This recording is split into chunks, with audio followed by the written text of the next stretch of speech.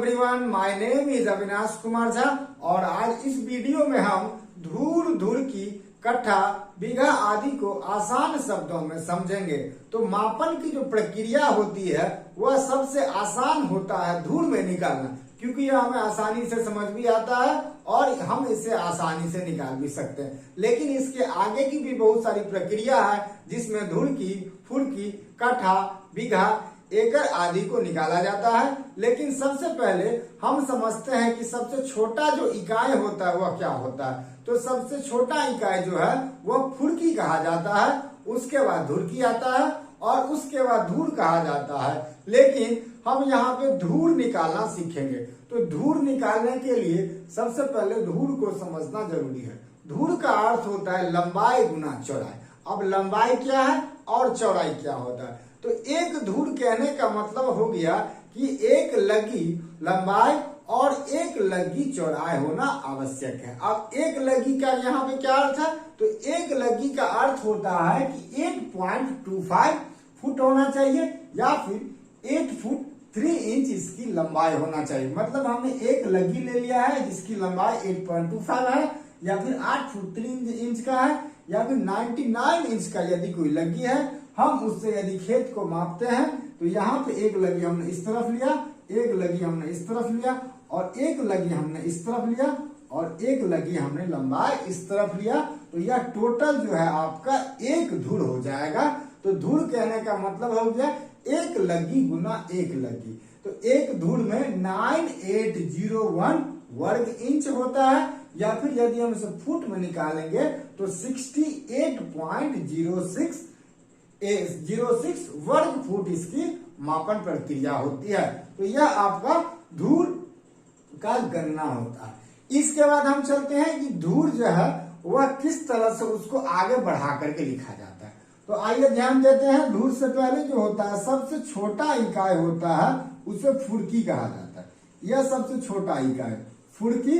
उसके बाद यहाँ पे हो जाएगा धुरकी। उसके बाद धुरकी के से बड़ा होता है धूर और धूर से बड़ा होता है कट्ठा और कट्ठा से बड़ा होता है बीघा। अब यही बात को समझना है, काफी कंफ्यूजन वाला होता है।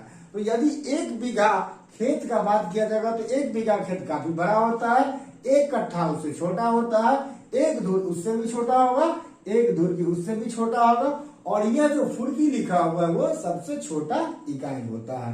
तो यहाँ पे निकालना है इंच में या फिर फुट में निकालना है। जैसे हमारे यहाँ पे भी जमीन की मापन प्रक्रिया होती है तो उसमें भी लिखा होता है कि आपका जमीन जो है वो 5 धूर का है, 7 धूर का है, 12 धूर का है, 12 कट्ठा का है। तो यहाँ पे कट्ठा, बीघा या फिर धूर जो है वो वर्ग फुट में रहता है या फिर हम लोग उसे इंच में निकाल सकते हैं। तो आइए फिर से शुरुआत करते हैं। फुरकी, धुरकी, धूर, कट्ठा और बीघा, इसमें क्या अंतर है? तो सबसे छोटा यहाँ पे लिखा गया फुरकी, उसके बाद है धुरकी।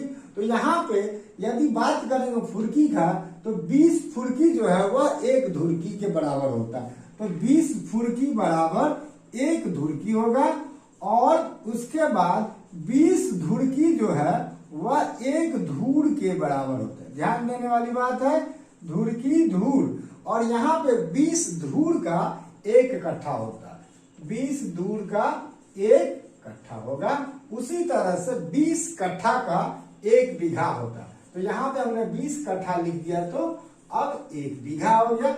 इसके बाद की मापन प्रक्रिया होती है जिसे एकड़ कहा जाता है। तो एक एकड़ में जो है वो आपका 32 कट्ठा लिखा जाता है। तो अभी वह नहीं समझना है, केवल हमें बीघा, कट्ठा, धूर, धुरकी और फुरकी समझना है। तो यह समझने में काफी आसान है। यदि आपसे पूछा जाएगा कि एक धूर में कितना धुरकी होता है तो एक धूर में 20 धुरकी होगा। देखो यहाँ पे लिखा हुआ 20 धुरकी बराबर एक धूर। उसी तरह से यदि 5 धूर का बात किया जाएगा तो 5 धूर में यदि धुरकी पूछा जाएगा तो उसे 20 से मल्टीप्लाई कर देते हैं। अब यहाँ पे ध्यान देने वाली बात है, यह आपका छोटा है और ये आपका बड़ा है। यदि हमें छोटा से बड़ा निकालना है तो यहाँ पर छोटा जो है यहाँ 20 धुरकी को यदि हमने धूर में निकालना है तो 20 से डिवाइड करेंगे और यदि बड़ा से छोटा निकालना होता है तो मल्टीप्लाई करेंगे।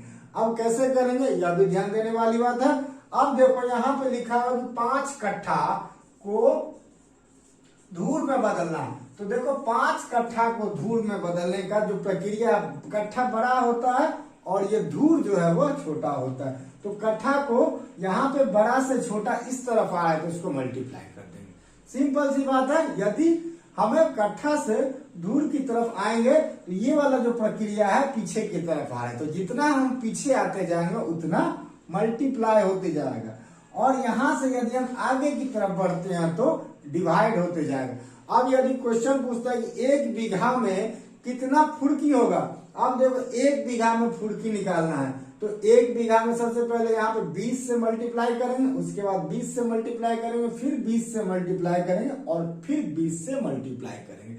अब सब बातों को एक साथ यदि कहा जाएगा तो फुड़की से बीघा जाने के लिए डिवाइड किया जाएगा और बीघा से फुड़की आने के लिए मल्टीप्लाई किया जाएगा। बस इतना ही समझना है। मतलब लेफ्ट से अगर राइट की तरफ जाना है तो क्या होगा, यदि लेफ्ट से जाना है राइट की तरफ और राइट से जाना है लेफ्ट की तरफ तो यहां से यहां जाएंगे तो मल्टीप्लाई और यहां से यहां जाएंगे तो डिवाइड होगा।